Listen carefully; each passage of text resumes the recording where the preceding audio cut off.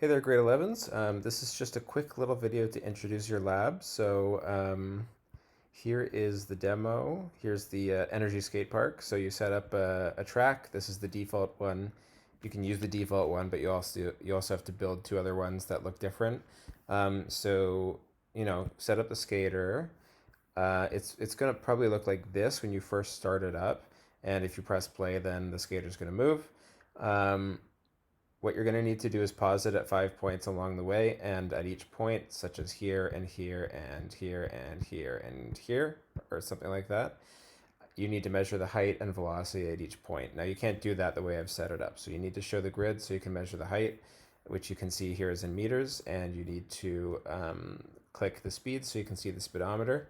And so if you start the skater moving, then at a certain point, say here, you can see that their height is about 3 meters, maybe a little bit less, and the speed is at 1, 2, 3, 4, 4.6, 4.7 or something like that. Now, interestingly, the speed is not actually given. It's just a relative speed.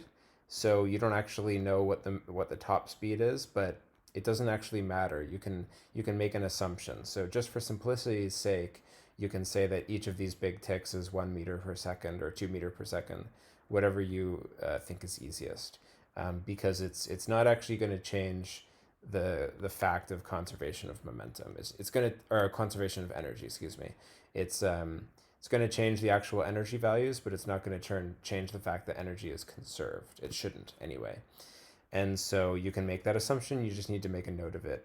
Now you can also change the mass, but you don't really need to. You can just keep the mass the same. And once again, it doesn't actually say what the mass is, whether what does small mean? Does that mean 1 kilogram? Does that mean 10 kilograms? 100, whatever. It doesn't matter. Just make an assumption and state your assumption in your lab, and that's fine. So the main thing here is you need to pause the skater at 5 points and measure the height and speed. And yep, that's about it. Feel free to be creative, make a different track, make some more interesting tracks for your second and third options, or first also. You don't have to use this one at all if you don't want to. And what else? I think you should be able to change the gravity, but I'm not seeing how to do that right now. If you want to do this simulation on Mars, you can do that. I don't know.